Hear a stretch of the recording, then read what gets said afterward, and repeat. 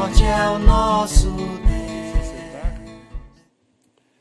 Nós vamos então, meus irmãos, dar continuidade ao estudo que estamos fazendo no Catecismo Maior de Westminster, e nós vamos tratar hoje da sequência da pergunta número 17, que é a pergunta que trata do modo como Deus criou o homem. Nos estudos anteriores nós já falamos um pouco a respeito disso, e hoje nós vamos dar continuidade a esta questão. Como criou Deus o homem? Então, eu vou ler aqui para os irmãos. A resposta é: depois de ter feito todas as criaturas, Deus criou o homem, macho e fêmea, formou do pó e a mulher da costela do homem, dotou-os de almas viventes, racionais e imortais, fê-los conforme a sua própria imagem, em conhecimento, retidão e santidade, tendo a lei de Deus escrita em seus corações e poder para a cumprir, com domínio sobre as criaturas, contudo sujeitos a cair. Então esse é o texto, não é, que nós vamos continuar analisando nesta noite, nesse estudo, e nós vamos falar um pouco sobre a formação do homem, a constituição do homem, e como que a Bíblia utiliza termos para se referir ao ser humano. Nós vamos ver aqui alguns termos, mais precisamente 9 termos, que as Escrituras utilizam para definir quem é o homem. Este é um estudo muito importante, meus irmãos, porque nós sabemos que as ciências humanas, né, elas fazem exatamente esta tentativa de definir quem é o homem, quem é o ser humano, não é? Então nós temos, por exemplo, a antropologia. A palavra antropos significa homem.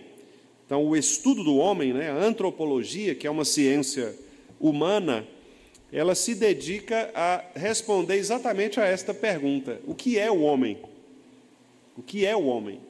Não é? Quem é o homem e para que ele existe?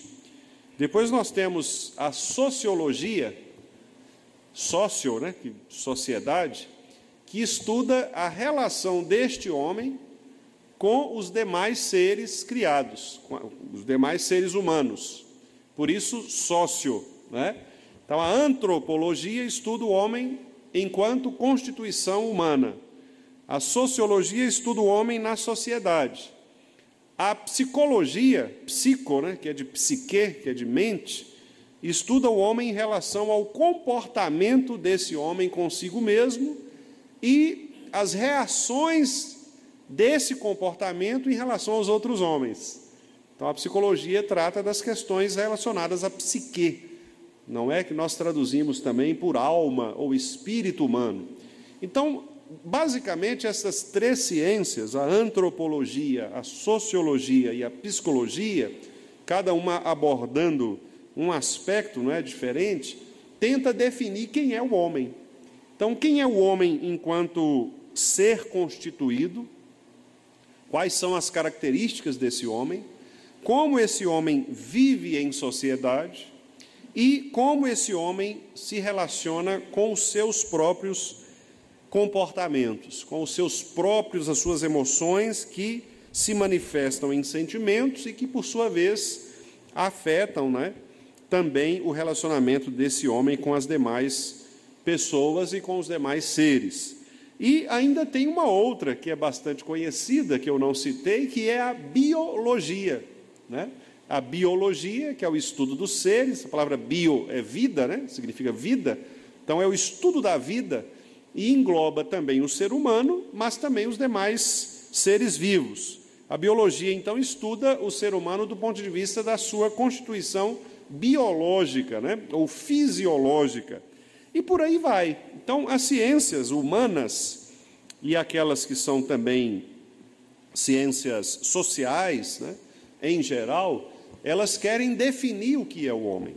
Então, quando nós fazemos esta pergunta, quem é o homem, nós precisamos, primeiramente, meus irmãos, entender que qualquer tipo de definição do homem que não venha das Escrituras é um tipo parcial, é uma definição equivocada ou, se não equivocada, limitada do que é o homem, né? Nós sabemos que a biologia, a sociologia, a antropologia, a psicologia, elas ajudam a gente a entender quem é o homem, mas elas são limitadas. E elas são limitadas principalmente por uma razão.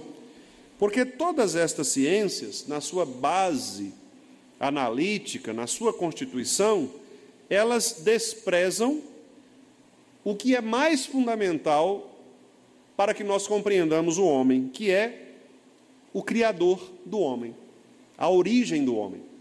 Todas estas ciências partem do pressuposto que o homem se estuda, é um autoestudo do homem, é uma leitura do próprio homem em relação a si mesmo.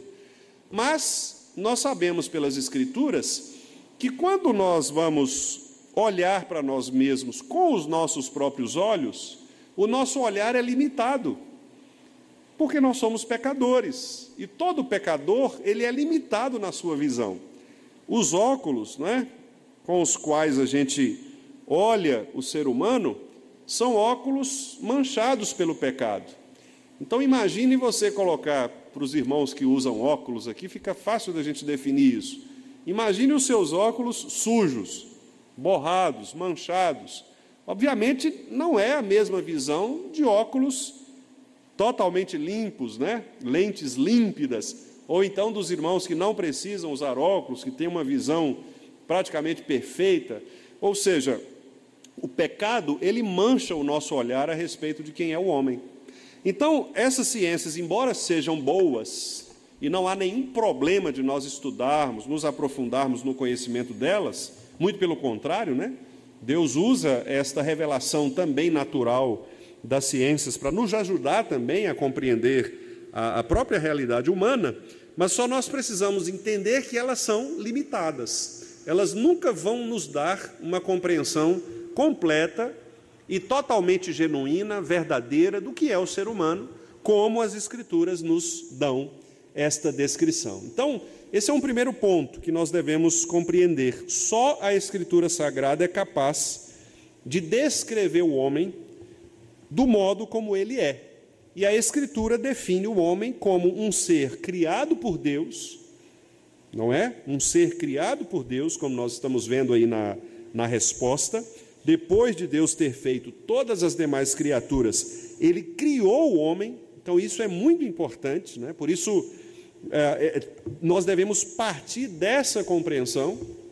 Nós somos seres criados. Nós não viemos de uma evolução de espécies, né?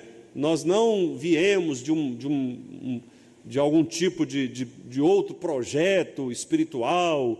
Não, nós viemos de um Deus pessoal que resolveu criar o ser humano. Então isso é fundamental que nós compreendamos. Deus descreve o ser humano como uma criação. E o teólogo Hermann Bavinck afirma o seguinte, que a criação divina, a criação de Deus, ela culmina na humanidade, onde o mundo espiritual e o mundo material se unem. É muito interessante essa definição deste teólogo, porque o que ele quer dizer é o seguinte, que embora as demais criaturas revelem a majestade de Deus, não é? A gloriosa majestade de Deus, só o homem conseguiu reunir estas duas esferas do ser humano, o aspecto material, que é o corpo, né? A matéria, o pó, e o aspecto espiritual, que é exatamente a sua alma vivente, a alma que se relaciona com Deus, uma pessoa, uma vida que se relaciona com Deus. Os animais, muito embora eles louvem a Deus, né? As plantas, muito embora louvam a Deus, conforme o Salmo 150, 149, 148, né? Aqueles salmos finais, nós sabemos, todo ser que respira louve ao Senhor. Então, os passarinhos, as plantas, eles louvam a Deus, mas eles não têm, obviamente, uma relação pessoal, uma relação de comunicação, de intimidade, um relacionamento próximo a Deus, porque só o ser humano possui esta comunicação divina, né, de poder se relacionar com o Senhor, que é o seu Criador. Então, esta é uma distinção muito importante. O ser humano, ele é, de fato, a coroa da criação. A criação, ela culmina na humanidade. A criação, ela demonstra toda a sua beleza na criação do homem. O ser humano criado por Deus, à sua imagem e à sua semelhança. Então, meus irmãos, como que a Bíblia descreve, como que a Bíblia apresenta esse homem, né? Quais são as palavras que as Escrituras utilizam para nos falar quem é o homem e o que cada uma dessas palavras, então, indica? É o que nós vamos fazer agora, nessa parte, então, do estudo. Muito bem. Uma primeira palavra que é utilizada nas Escrituras para definir o que é o homem, ou a constituição, não é, do ser humano, é a palavra fôlego.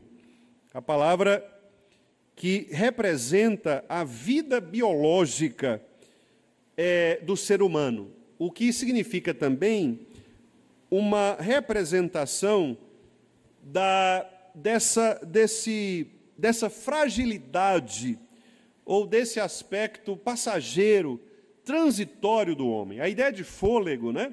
A gente inclusive usa a gente estava conversando ali agora na porta sobre isso, o quanto que a dengue ela nos afetou nessa questão do fôlego, né?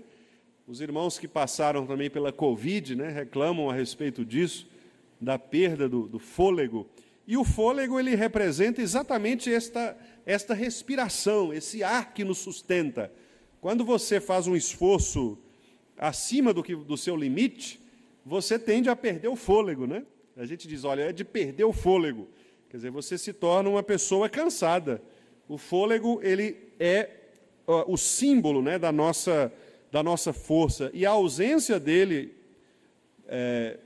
por outro lado, então, representa esse cansaço.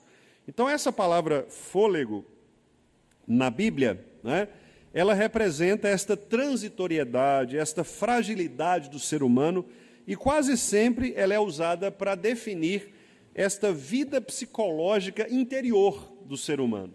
Porque, de fato, nós somos muito frágeis psicologicamente. A nossa mente, aquilo que nós chamamos, né, de espírito, as nossas sensações, as nossas emoções, nós somos muito frágeis. Os irmãos sabem que basta uma pequena coisa para nos tirar do sério, né? Às vezes, uma pequena situação que foge ao nosso controle, uma doença, uma enfermidade, um problema na família, uma preocupação do dia a dia, uma conta para pagar, preocupações, ansiedades, né, que são aquelas questões que Jesus, inclusive, trata lá no Evangelho também, quando ele diz, olha, não fiquem preocupados com o que vocês vão comer, com o que vocês vão vestir. Existem animais, existem plantas que não trabalham, não fiam, né? Não investem tempo nisso, contudo, eu dou a elas o alimento. Então, vocês não valem mais do que isso, né? Então, Jesus ali mostra que nós, seres humanos, somos tendentes a sermos pessoas frágeis. E essa fragilidade ela é muito representada, então, na ideia de fôlego, conforme a Bíblia coloca. E eu quero, então, pedir aos irmãos que abram, por favor, no versículo, em Provérbios, capítulo 20, versículo 27. Provérbios 20, 27.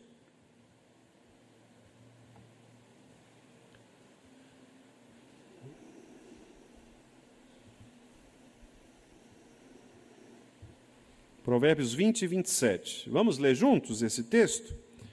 O espírito do homem é a lâmpada do Senhor, a qual esquadrinha todo o mais íntimo do corpo. Então, essa palavra espírito do homem, lá no original hebraico, é o que nós traduziríamos, então, pela palavra fôlego, né? Esse espírito aqui é o fôlego. E observe que esse fôlego é essa lâmpada do Senhor, né? Essa luz que o próprio Deus coloca em nós, que nos dá vida. E é por meio dessa desse fôlego, né, dessa vida, dessa luz, é que também Deus esquadrinha o nosso íntimo. Então, a ideia aqui do provérbio é mostrar que a palavra fôlego, ela tem a ver com esta vida interior do ser humano. É aquilo que nos faz respirar, que nos faz viver, que nos faz pensar. É, de fato, o fôlego de vida, né? Que é o que nos faz sonhar com uma vida melhor, que nos faz sonhar com as coisas que a gente almeja, né? É aquilo que nos mantém vivos, do ponto de vista psicológico. As pessoas que entram, por exemplo, em estados de depressão, são pessoas que perdem esse fôlego. Por isso, a gente costuma associar, né, um quadro depressivo, não sou especialista nisso, né? Tem irmãos aqui na nossa igreja que são especialistas, mas a gente costuma associar, dentro, inclusive, do aconselhamento bíblico, né, quadros depressivos com exaustão, desânimo, cansaço. Geralmente, uma pessoa deprimida é uma pessoa que vive num estado de exaustão, de cansaço, ela não tem ânimo, não é? Num estado depressivo crônico, às vezes a pessoa se tranca, ela não quer conversar com ninguém, ela não quer se relacionar, a tristeza, né, toma conta da sua vida, ela não consegue ver nada de alegria nas coisas. Então, é exatamente esta perda deste fôlego. Imagina um balão, né? Um balão cheio de ar e que, de repente, começa a vazar o ar, começa a murchar. E, de fato, uma pessoa depressiva, ela, metaforicamente, ela murcha, né? Ela vai se definhando, vai se acabando. Então, é esse o sentido aqui. O fôlego do homem. Este fôlego, portanto, é uma definição da palavra de Deus com relação à nossa existência. Uma segunda palavra, meus irmãos, esta talvez é uma palavra mais ampla, inclusive, né, e que possui uma variedade de significados, né, que pode significar desde a vida animal até a personalidade ou sentimentos também. É uma palavra muito conhecida, né, é a palavra alma, que nós vamos ouvir também, vamos ler em muitos lugares da palavra de Deus. No hebraico é a expressão nefesh, que é a palavra alma. E essa alma, como aparece no texto bíblico, ou nos textos bíblicos, tende a apontar para a vida de uma pessoa, uma vida que quase sempre está relacionada ao sangue, né? Por isso, nós vamos ver, por exemplo, alguns textos, eu vou citar aqui para os irmãos, alguns textos que trazem essa ideia de alma como sangue, como vida, né? E por isso, essa alma, ela é entendida também como vida. Esta vida que é uma vida que significa tanto o aspecto dos sentimentos quanto a constituição da pessoa, né? Então, não existe ser humano, não existe pessoa sem alma. Não é? A alma, ela constitui o ser humano, ela faz parte do ser humano. E nós vamos ver aqui alguns textos. Por exemplo, vamos abrir Êxodo 21, versículo 23. Êxodo 21, 23.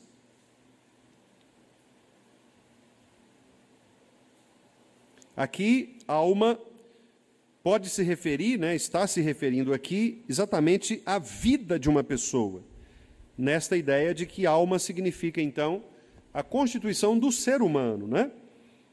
Este é aquele texto que geralmente nós usamos para justificar, por exemplo, a aplicação da pena capital, né, àqueles que causam dano à vida de alguém, aqueles que são homicidas, né, que tiram a vida, que matam a pessoa. Então, o matar aqui tem a ver com ofender a alma, né? Não só o corpo, mas a alma.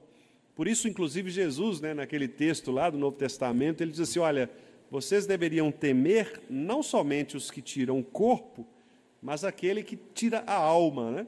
Porque ali é a ideia de que só Deus tem este poder de ferir a alma. Então, o ser humano, ele fere o corpo. Mas quem define a morte é Deus, não é? Por isso há pessoas, por exemplo, que recebem 10 tiros e não morrem. Não é? Às vezes você fala, não é possível que uma pessoa sobreviveu a uma situação dessas. Outras tropeçam numa pedra, bate a cabeça e morre. Né? Então, nós não sabemos, embora a gente fique assustado às vezes com essas questões, mas é exatamente por isso. O homem ele pode ferir o corpo, mas só Deus tem o poder para tirar a alma. Por isso a alma ela é caríssima para Deus, né? E a Bíblia, portanto, condena o homicídio, porque o homicídio é esta tentativa do homem de fazer aquilo que Deus deve fazer. Ninguém tem o direito de tirar a vida do outro, né? Por isso, aqueles que tiram a vida do outro deveriam ser punidos também com a própria vida, por causa do equilíbrio, né, de valores. Vamos ler então Êxodo 21, 23. Mas, se houver dano grave, então darás vida por vida. Estão vendo? Então, esse é o ponto, né, que o texto menciona aqui. Vamos ver Levítico 24, 17. Levítico 24, 17. Também nessa mesma ideia. Aqui, inclusive, até mais direto o texto, né? Para não deixar nenhuma dúvida em relação à interpretação. Levítico 24, 17. Vamos ler? Quem matar alguém será morto. Então, aqui é a pena de morte claramente instituída pela lei de Deus quanto àqueles que matam alguém. Literalmente aqui, meus irmãos, no texto hebraico, está escrito matar a alma de um homem. Então, esta é a ideia do texto, né? Matar a alma de um homem. Aí a gente se lembra aquilo que eu disse aos irmãos, a gente conecta com o texto de Jesus. O homem, ele pode tirar o corpo, né? Deus define a alma. Então, quando o ser humano ele agride o outro a ponto de matar, o que ele está fazendo ali, na verdade, é quebrando esse preceito de que só Deus tem poder sobre a vida. Então, Deus não aceita, né? Nós sabemos, dividir a honra com ninguém. Todo ser humano que deseja ser Deus, todo ser humano que deseja fazer o que Deus faz, ele é punido pela lei de Deus. Então, esta é a razão pela qual os homicídios, né, não só quebram o mandamento não matarás, mas quebram também o mandamento de não terás outros deuses diante de mim. Porque quando o homem ele define fazer o que Deus deveria fazer, ele se coloca como Deus, ele cria um Deus para si. Né? Então, esse é o grande problema, um dos grandes problemas, né, do homicídio. Muito bem, vamos ver um terceiro texto, Provérbios novamente. Provérbios é um texto poético, né? Um texto não necessariamente poético, como as poesias dos Salmos, mas é um texto proverbial, né? Que traz muita característica da poesia, como, por exemplo, metáforas, né? Textos que são muito ricos de interpretação. Provérbios 12, versículo 10. Olha só que texto interessante este. Provérbios 12, 10. Vamos ler? O justo atenta para a vida dos seus animais, mas o coração dos perversos é cruel. Interessante, né? Veja que o justo, ele valoriza até os animais. Veja como que o texto bíblico está dizendo. Quer dizer, uma pessoa que mata outra, que tira a alma de outra, ela desvaloriza o ser humano, a pessoa humana, a ponto de considerá-la menor ou de menor valor que um animal. Não é? Então veja como isso é grave. O justo, ele cuida dos seus animais, porque ele entende que a vida é um dom de Deus, não é? E aqui nós poderíamos aplicar para os demais seres vivos, as plantas, por exemplo. Por isso nós devemos ser contrários a desmatamentos desregrados, desordenados, queimadas que não sejam reguladas, né? Exploração de animais que não sejam explorações vigiadas, regulamentadas. né? O crente precisa cuidar da criação, né? A criação que é dada por Deus, porque nesta criação existe vida. E no ser humano, então, mais ainda, né? Por isso que nós não deveríamos, em hipótese alguma, sob hipótese alguma, pensar na possibilidade de macular, manchar, tirar, né, a vida de alguém. Portanto, o homicídio ele é de fato detestável, né, para Deus por estas razões. Então, esta é a segunda palavra, meus irmãos, alma, que representa então aqui tudo isso que caracteriza a vida do ser humano, né? Os sentimentos do ser humano, como nós vimos lá em Mateus 6, 25, o texto que eu citei para os irmãos, que é quando Jesus diz, né, a respeito dos lírios do campo, das aves do céu.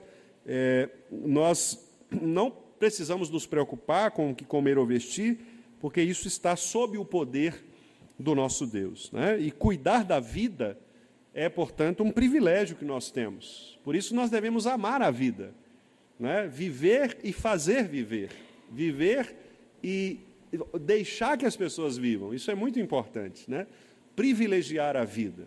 Por isso, nós somos contrários, por exemplo, ao aborto, né? Por isso, nós somos contrários a tipos de tratamento ao ser humano que causam ao ser humano uma falência, né?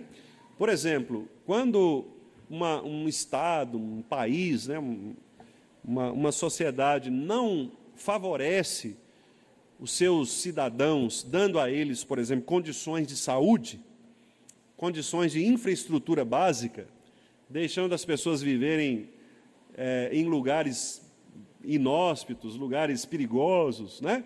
Lugares de doenças, o poder público está pecando contra Deus, está pecando contra o ser humano, né? Independentemente de que partido seja, de que ele está pecando contra Deus, né? Se eu sou um governante e na minha cidade há pessoas que vivem nessa condição e eu não dou a atenção necessária, não empreendo políticas públicas, né, que vão favorecer essas pessoas, eu estou pecando contra Deus. Por quê?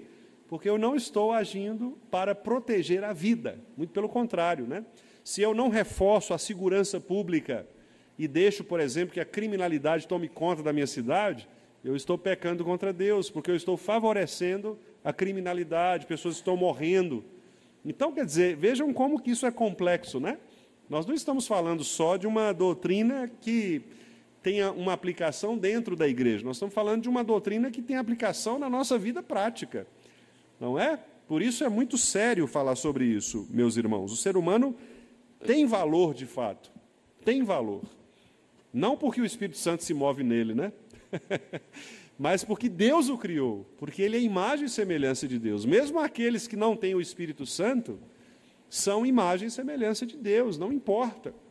Pode ser o ímpio, mais ímpio que você imaginar, ele é criatura, ele é imagem e semelhança de Deus. Portanto, ele é uma pessoa humana que deve ser tratada com dignidade, né? Deve ser tratada com dignidade. Por isso, no juramento médico, os médicos, né, fazem esse juramento.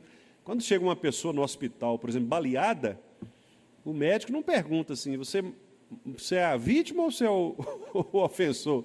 Você tentou matar ou você está sendo morto, né? Ele não pergunta, ele vai atender. Ele não faz essa cariação, essa pergunta, ele trata. Porque, de fato, esse é o papel, né? Esse é o papel, é tratar, favorecer a vida, não é? Quem deveria julgar é a justiça. O médico não, o médico tem que cuidar do papel dele, que é favorecer a vida. Então, são conceitos muito importantes para nós. Terceiro lugar, meus irmãos, a palavra espírito, que é a palavra ruach, no hebraico, que pode significar também vento, né? A ideia de sopro, de vento. E isso se refere, né, especialmente também a essa força interior que Deus coloca em nós. Este espírito de vida, né? Esta força interior que nos faz mover, nos direciona a um lugar específico. Vamos ver aqui, por exemplo, o texto de Gênesis 26, 35. Gênesis 26, 35.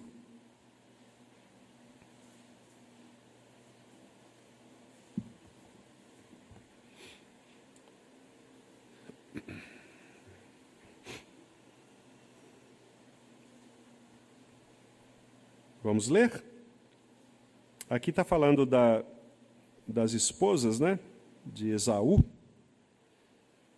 E aí diz assim no 35. Ambas se tornaram amargura de espírito para Isaque e para Rebeca. Então, o que é essa amargura de espírito, né? O que significa esse espírito aí? Significa exatamente este sentimento, esta força interior, aquilo que geralmente as pessoas chamam mesmo desse lado espiritual do ser humano, né? O ser humano tem um lado espiritual, tem um lado transcendente. Todo ser humano ele busca um contato espiritual, né? Por isso que nós temos, inclusive, milhares e milhares de formas de crenças, né? De religiões, de deuses, porque o ser humano ele é espiritual. O ser humano ele é espiritual, né? Como eu disse no início. Então, o fato de ele ser espiritual, de ter essa força, né, que o move às coisas que são espirituais, é que também o faz buscar o Espírito de Deus. Mas aí nós entramos num outro aspecto, né, da teologia. Aqueles que não têm esse Espírito transformado, direcionado para Deus, o que eles vão fazer? Eles vão buscar outros tipos de deuses, porque há esse desejo espiritual no coração deles. O homem quer adorar alguma coisa, então ele vai adorar, nem que seja um pedaço de pau, uma vaca, né? A si mesmo. Ele vai adorar alguma coisa. Ele vai adorar a religião, adorar a criação, o universo, adorar alguma força mística, né? Alguma energia, alguma coisa ele vai ter que se agarrar para adorar. Se o Espírito Santo não tomar esse espírito do homem e fazer com que esse espírito, então, seja preenchido pelo Espírito Santo de Cristo, né? Esse ser humano vai permanecer espiritual, mas em busca de uma espiritualidade falsa, né? De uma espiritualidade enganosa, de uma espiritualidade que não é a espiritualidade genuína, que é a que nos direciona para Deus, né? Há espíritos maus, por exemplo. Nós sabemos que há um espírito mau no homem. Muitos homens fazem o mal porque esta inclinação espiritual deles leva para o que é mal, para o que é distante de Deus, né? Vamos ver 1 Samuel, primeiro livro de Samuel, capítulo 16, versículo 16.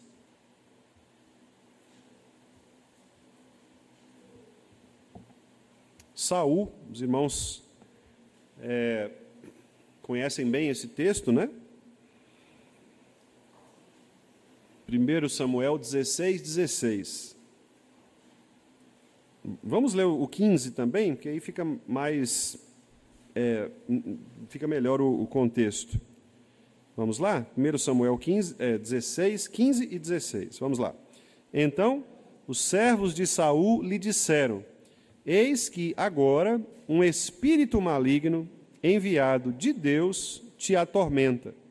Manda, pois, Senhor nosso, que teus servos, que estão em tua presença, busquem um homem que saiba tocar harpa. E será que, quando o espírito maligno, da parte do Senhor, vier sobre ti, então ele a dedilhará e te acharás melhor. Olha que interessante esse texto, né? Que é um espírito do mal vindo da parte de Deus, né? O que significa isso? Significa que Deus causa o mal às pessoas no sentido de mandar o diabo para atazaná-las, né? O texto menciona que, obviamente, Deus controla, inclusive, Satanás. Nós sabemos disso, né? O texto de Jó, por exemplo, deixa isso muito claro. Satanás não age sem que Deus não diga pode agir, né? Tudo vem de Deus, inclusive o próprio mal, né? Sobre nós, sobre as pessoas. E nesse caso aqui, claramente a gente percebe que esse espírito maligno era o espírito do próprio Saul, né? O espírito que... Porque o texto anterior, os irmãos podem olhar aí, no 14, diz que o Espírito do Senhor, o Espírito Santo, está em letra maiúscula, né? Ele havia se retirado de Saul. No Antigo Testamento, meus irmãos, antes do Pentecostes, né? O Espírito Santo ele tinha esse movimento mesmo de entrar e sair, diferentemente do Novo Testamento. No Novo Testamento, depois do Pentecostes, o Espírito Santo permanece. Por isso que Jesus disse, olha, eu enviarei o Consolador que estará sempre convosco. Esse Consolador não nos abandona. Mas no Antigo Testamento fazia parte desta maneira da ação do Espírito Santo, de às vezes tomar a pessoa, mas às vezes retirar, né? Se retirar. E quando isso acontecia, naturalmente Deus atormentava esta pessoa exatamente para que ela percebesse essa ausência do Espírito de Cristo, do Espírito Santo, né? Na vida dela, e então ela fazia muitos males e era entregue à sua própria malignidade, né, à sua própria maldade. Aqui, nesse caso, portanto, o texto está dizendo desse espírito que se refere a esse sentimento de Saul, né? Saul foi atormentado por esse espírito. A gente olha para as pessoas hoje, né, e a gente vê muitos ímpios por aí, pessoas que fazem coisas assim que nós pensamos, como é possível um ser humano fazer algo desse tipo, né? Maldades absurdas com outras pessoas, né? Coisas assim que você diz, não é possível alguém fazer isso. Alguns chegam a dizer, isso é coisa do diabo, né? Isso, a pessoa não tinha Deus. A gente tenta até jogar a culpa, né? Às vezes no próprio Deus, às vezes no diabo, mas a gente se esquece de que essa culpa é do próprio ser humano. O espírito humano, ele é mau sem Deus. O espírito humano sem Deus, ele é ímpio. Então, não se assustem em relação às maldades praticadas pelos seres humanos. Os seres humanos são capazes de praticar maldades absurdas mesmo, porque o ser humano é mau, no sentido espiritual do termo, são pessoas caídas, são pessoas ímpias. Então, essas notícias que a gente vê por aí, né, de tragédias envolvendo mortes de pessoas, de crianças, de idosos, violências, etc., não se assustem, isso faz parte do ser humano, né? Não é o diabo que tentou, que soprou no ouvido e ela fez consciente. Isso faz parte da maldade do coração, né? É esse espírito aqui que há no homem, que às vezes se inclina para esta maldade contrária mesmo a Deus. Se Deus não controlar esta maldade do espírito humano, esse homem vai realmente praticar atos de crueldade, como nós vemos na história, muitos homens, né, e mulheres que praticam atos de maldades. Eu estava ouvindo hoje, acho que foi ontem ou hoje, no rádio, né, um cidadão numa cidade do interior, eu me esqueci a cidade aqui do interior, o indivíduo sai na rua para bater nas pessoas, assim, gratuitamente. Ele sai e bate em quem ele achar na rua, ele bate e espancou uma senhora, espancou. A cena assim ficou até cômica, né? Se não fosse a tragédia, porque um pastor de uma igreja pentecostal presenciou um desses surtos, né, desse homem, e o pastor começou a orar e gritando, sai Satanás e tal, e o homem foi e bateu no pastor. Foi lá e bateu, né, sentou o tapa no pastor também. Quer dizer, aí você fica pensando, como é que a pessoa faz uma coisa? É loucura. Mas dizem a turma lá que ele não é doido, não. É uma pessoa que violenta. Sai para fazer isso, sai para bater, né? Eu vi ontem também uma cena assim absurda. Um rapaz estava andando de bicicleta naquelas ciclovias, né? Estava andando de bicicleta, todo normal, vinha bicicleta. Um outro vinha na mão contrária dele, vinha andando. Ele estava de bicicleta, o outro vinha andando. O que vinha andando simplesmente deu uma cotovelada no rapaz que estava de bicicleta. O rapaz caiu e quase foi atropelado. Chegou a bater no carro mas, graças a Deus, ele não foi atropelado. Seria morto, por nada. Não havia motivo, ele não conhecia o rapaz, mas simplesmente resolveu. Então, o que explica isso? A maldade do ser humano. O coração é o espírito mau do ser humano que, de vez em quando, quer aparecer. A maldade do coração quer aparecer. Nós só não fazemos isso, não é porque nós somos bonzinhos, é porque Deus nos controla. Deus nos controla, Deus nos restringe. Porque às vezes você pensa assim, não, eu não faria isso. A gente faz. Não duvide, porque às vezes você pode se ver numa situação desse tipo, ou alguém que você conheça, né? Nós somos surpreendidos algumas vezes com a maldade do nosso coração. Graças ao Pai, nós somos transformados, somos regenerados. E isso, obviamente, o fato de termos o Espírito Santo, né, nos faz novas criaturas. Então, é o Espírito Santo que nos controla, louvado seja Deus por isso. E é o Espírito de Deus que também restringe essas pessoas, né, de fazer com que esse Espírito possa manifestar-se cruelmente, né, com crueldade, como o texto aqui que nós lemos de Provérbios. Meus irmãos, por último, hoje, eu vou falar do quarto termo, que é um termo riquíssimo também, que é o termo coração, que é o termo lev em hebraico. Lev, um termo fácil da gente pronunciar, né? Escreve, a transliteração é lebi, mas a gente lê lev, né? Como se fosse leve mesmo, sem o e. Lev, ou levav também, né? Que pode ser a mudança. Coração, aqui na Bíblia, é um termo mais complexo. Coração, na Bíblia, significa tudo o que envolve a pessoa interior, seus pensamentos, suas emoções, nossa vontade, nossas decisões, nossa condição moral diante de Deus. Então, coração na Bíblia representa, assim, o lugar onde tudo acontece. É onde a gente pensa, é onde a gente sente, é onde a gente expressa, né? E os irmãos vão se lembrar rapidinho do texto em que Jesus disse que é do coração que procedem os maus desígnios, não é?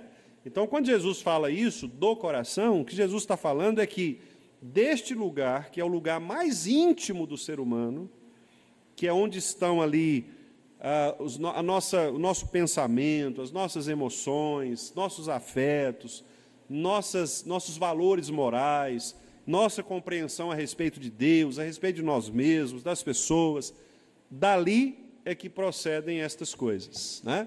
Procedem as coisas ruins, mas procedem também as coisas boas. Provérbios 4 diz que do coração procedem as fontes de vida. Não só coisas ruins, porque um coração transformado, ele produz também coisas boas. Um coração regenerado, ele produz coisas boas. O coração ímpio produz o que é mal, mas um coração regenerado produz frutos bons. Lembram-se do que Jesus disse da árvore, né? Pelos frutos eu vou conhecer a árvore. Nós poderíamos dizer que pelo nosso comportamento, pela nossa maneira de agir, de ser, nós conhecemos o coração, né? O coração de uma pessoa, ele se revela por aquilo que ela é, por aquilo que ela faz. O que nós fazemos, irmãos, revela o nosso coração. As nossas escolhas revelam o nosso coração. Por isso que a gente precisa tratar não do comportamento externo, mas a gente precisa tratar do coração. Porque o comportamento externo você pode mudar. O coração só Deus pode mudar. E às vezes nós focamos no comportamento externo da pessoa. Nós queremos que a pessoa seja como a gente quer que ela seja. Moldar a pessoa, formatar a pessoa. Mas o grande problema é que nós até podemos fazer isso.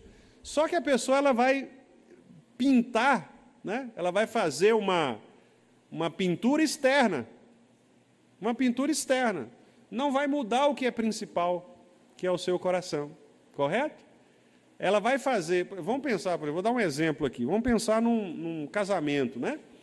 No casamento, o que é que vai acontecer? No casamento, o marido, às vezes, quer que a esposa mude um comportamento. Ou o contrário, A esposa quer que o marido mude, né? O seu comportamento. Mas e aí? O que vai acontecer? Às vezes o marido vai mudar só porque a esposa pediu, mas o coração dele continua pecaminoso. Ele fala assim, ó, eu vou fazer, mas eu vou fazer só porque você falou. Bom, isso não adianta. Não é? Por isso que Deus ele não quer de nós uma obediência insincera. Deus não quer que a gente diga assim, não, eu vou só porque o Senhor mandou. Deus não quer isso. Ele quer que nós façamos assim, eu vou porque o Senhor mandou e porque eu quero fazer isso espontaneamente, que é a sinceridade, né? É o culto sincero, é a vida sincera diante de Deus. Então o coração ele é responsável por isso. O coração é responsável para que a gente possa avaliar nossas intenções. E o coração, meus irmãos, diz Jeremias, né? Ele é tão enganoso, tão corrupto, que ele engana até a gente mesmo. Você acha que tem a motivação certa e não tem. Você acha que está fazendo a coisa certa e não está. O seu coração está dizendo para você que você está fazendo a coisa certa, mas diante de Deus você não está fazendo a coisa certa. Por isso que a gente precisa fazer a oração que Davi fez. Sonda-me, ó Deus, vê se há em mim, vê o meu coração. Só Deus é capaz de esquadrinhar o coração. E só Deus pode nos revelar o que está no fundo do nosso coração e corrigir o nosso coração. Se eu tentar fazer isso, eu não vou conseguir fazer, porque o meu coração é enganoso. Vamos ver aqui o texto, os dois textos que eu citei, Provérbios, capítulo 4, verso 23. Provérbios 4, 23. Eu gosto muito desse versículo. Na verdade, desta seção, né, que vai até o versículo 27 aí. Vamos ler? Provérbios 4, 23. Sobretudo o que se deve guardar, guarda o coração, porque dele procedem as fontes da vida. Estão vendo? Então, guarda o coração. É o coração que você precisa tratar. A pergunta é, por que eu estou fazendo isto? Por que eu estou desejando isto? Né? Por que isso é tão importante para mim? Você avaliar o coração, a sua motivação, aquilo que é principal em você. E vamos ver também Mateus 7, 21. Mateus 7, 21.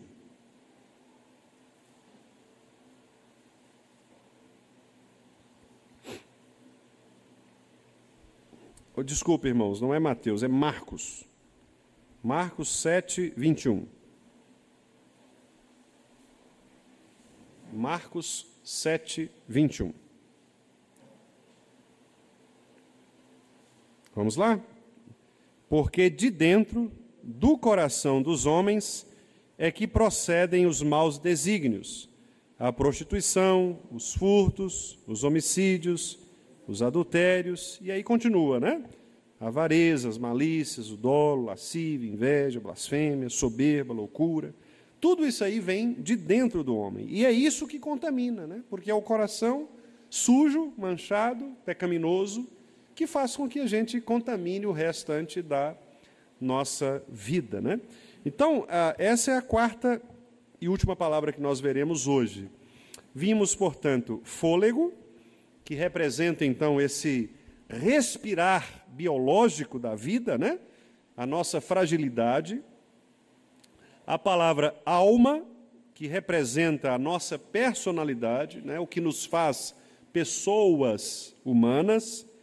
Espírito, que é o que significa também o nosso sentimento ou a nossa força interior, que nos move, né, a fazer o que fazemos.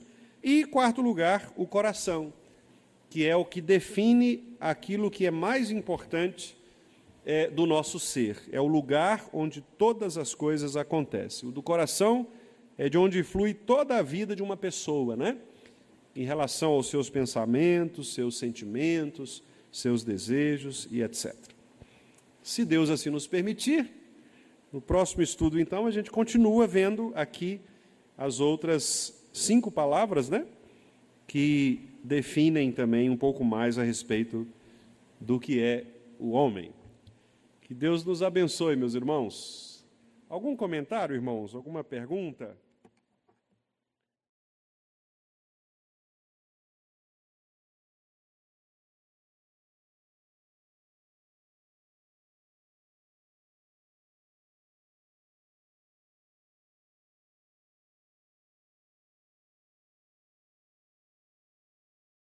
Vontade, o conselho de sua vontade. Deus faz isto para manifestar a sua glória por meio da criação. O homem, portanto, é a cereja do bolo, né? É o mais importante da criação. É aquilo que Deus diz, muito bom, porque é a imagem e semelhança dele. Vimos que Deus criou o homem com um objetivo específico, que é manifestar a glória do Senhor, colocou este homem num lugar específico, que é o Éden, um lugar de prazer, deu a esse homem o governo sobre todas as coisas, para que esse homem pudesse, então, submeter todas as coisas ao governo do Senhor. E vimos que Deus falou isto ao homem, e a fala de Deus é exatamente esta maneira de Deus dirigir a criação, que é o homem. Portanto, aqueles que não ouvem a fala de Deus, eles deixam de cumprir a vontade de Deus, deixam de cumprir o decreto de Deus. Por isso, infelizmente, os homens erram tanto, porque eles querem ver o mundo, mas sem compreender o que Deus falou, o que o Criador falou. Eles querem agir autonomamente, abandonando o Criador. Quando eles fazem isso, abandonam o Criador, infelizmente, eles vão por outros caminhos, porque eles negam a sua própria lei, deixam de saber quem é que os governa, né? E quando não há Senhor, quando não há um governante, obviamente as pessoas fazem o que querem, como foi no tempo dos juízes, por exemplo, que diz o texto, cada um fazia o que bem achava, né? Assim é o homem sem Deus, é um homem desgovernado, é um homem sem qualquer tipo de direção, sem qualquer tipo de senhorio. Então, esta é a primeira parte, né? É a nossa introdução aqui, como eu disse aos irmãos. Depois nós vamos aprofundar um pouco mais na ideia de imagem e semelhança e vamos falar também um pouco mais sobre os aspectos, né, do próprio ser humano, como está ali na nossa resposta, né? A criação macho e fêmea, a criação racional, o homem como sendo um homem imortal, né? Obviamente antes da queda, apesar de que com a queda também nós continuamos imortais, né? No sentido de que há uma vida, né? Depois dessa vida material. Um homem que é dotado de conhecimento, de retidão, santidade, tem a lei escrita no coração, e um homem que tem também, né, o poder ali de dominar as criaturas conforme esse poder conforme dado por Deus. Então, nós vamos trabalhar cada aspecto desse aí, como eu disse, talvez investindo 3 ou 4 quintas-feiras ainda pela frente, para entendermos um pouco mais de quem é o homem, né, a partir dessa perspectiva da palavra do Senhor. Alguma pergunta, meus irmãos? Comentário?